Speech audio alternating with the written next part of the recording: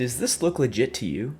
This is the first video on my channel and it was made in 2015. And if you've played Geometry Dash before, I'm sure you can tell something is wrong with this gameplay. Well, if you look back at my old videos, the first 5 videos are all similar to this, and the truth is, they're all cheated. Now, I know that's not a shocker, it's very obvious, and I was horrible at hiding it.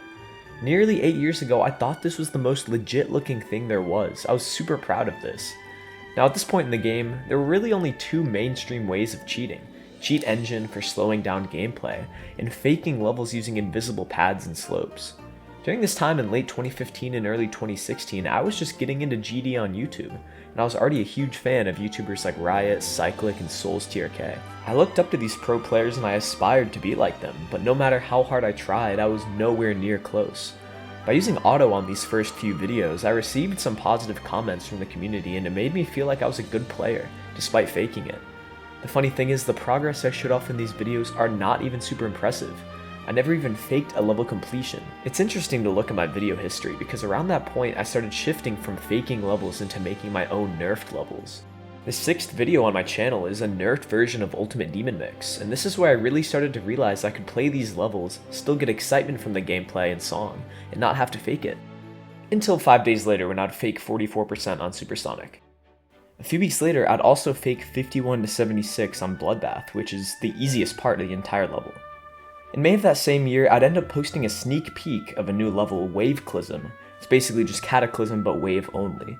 This is where it gets embarrassing, and where I started to cheat with level verifications.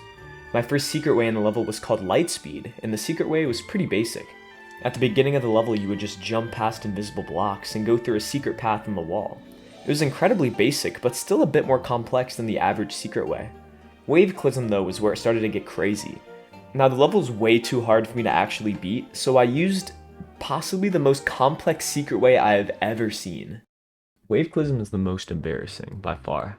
So first of all, there's the jump pad. You can do the easy verify secret glitch bounce if you time it correctly, just like that. And then it says nice try, like you're supposed to just die there and be like, oh, like that's the end of the secret way. But no, you just tap these orbs, get sent up into this portal, boom. Think that's it? Nope, I trick again. You really thought I'd put a secret way? Nope, there's one little slot available.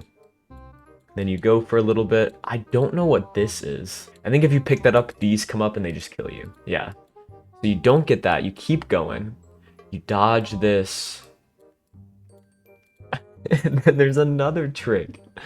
Instead of just straight flying through here to die there and be like, oh, that's the end, it's actually a fake secret way. There's fake spikes! And then you just go up top, stay in the wave, and that's it. Wow. After these 2, it was a few months before my desire to be a good player struck again. This time it was very obvious and extremely stupid. Cataclysm was no longer the level I was obsessed with, it was now Sonic Wave. The music was legendary and I loved the gameplay of the level on nerfed versions, but I wanted to make myself look like I was good at the game, so I faked a version of Sonic Wave Infinity.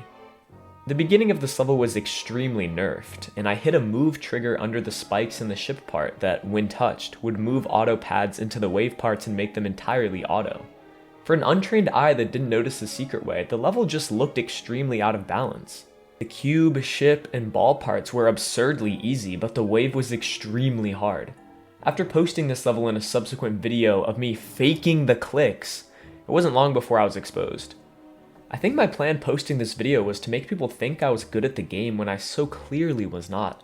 I totally backtracked and said, for the people that don't get it, it's supposed to be a joke. The wave parts were auto, I was testing how good you guys were at being detectives. Lenny face. You're all basically Sherlock Holmes. Cope. Absolute cope. That video got me a lot of hate, rightfully, and that was where I finally gave up on using secret ways and auto parts in level verifications. However, unfortunately, that's not the end of the story. Thankfully, I was smart enough to never cheat while beating demon levels, such as 9 Circles when I first beat it, Cataclysm, or Quest for Perfection, which is still my hardest. But I did end up cheating in a video. The video was called Extreme Ship Challenge Level Request 26, and funny enough, I would actually be exposed by one of the best Geometry Dash players, Luckalizer. Back when I used to make level request videos in high school, I was so obsessed with productivity and completing my level request videos as fast as possible.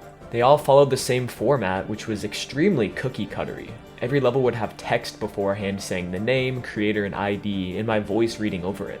Then the gameplay would follow, and then repeat and repeat until the video was over. I'd usually try to complete an entire video in a day, but some levels were just way too hard for me to complete quickly, especially challenge levels. During this time, I really focused on quantity over quality, and I'm sure for most of you that was pretty obvious. The level was perfect. It was a hard, straight-flying challenge, and I had a whole title and thumbnail planned for it. But the level was just too hard for me at the time. I tried to beat it for a while, and I just couldn't, so I ended up using no clip to beat it. For a slight moment in the video, you can see my ship clip through the spikes. Luckilizer and a few others called me out, but I was so embarrassed that I cheated in a level request video and got caught that I just never addressed it. Looking back at this now 6 years later really shows me something about myself back then that I think most people who have cheated in this game can relate to. I was bad at the game, and some of my favorite GD videos to watch were people beating hard levels. It wasn't just pro players, most content creators back then, and especially now, are really good at the game. Look at people like Aeon Air, Nepesta, or Doggy. These guys are incredible entertainers, as well as top level players. Back when I used to cheat, I wanted to be as good as other YouTubers like this, but I was never good enough to beat hard challenges or hard levels, so I cheated to make myself look good.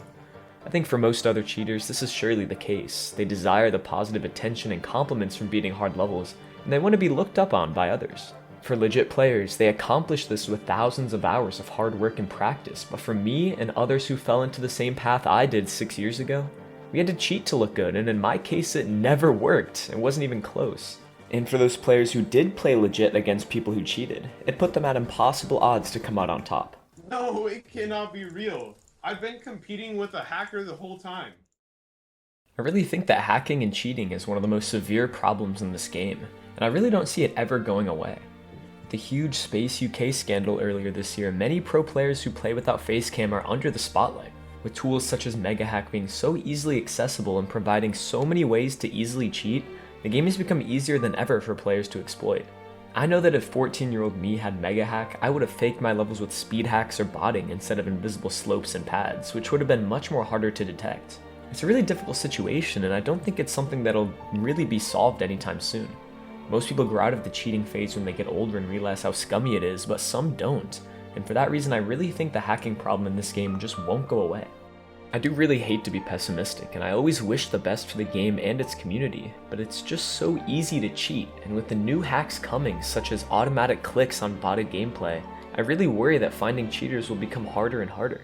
Had someone like Space UK never been exposed, it's likely he would have continued hacking indefinitely, dominating all of his legit opponents for years. Tools like MegaHack are so helpful for creators, and it does come with a surplus of quality of life changes for every type of player in the game, but alternatively it's so easy to use maliciously. For the players out there who may be on the edge of wanting to cheat, take my advice. Just don't.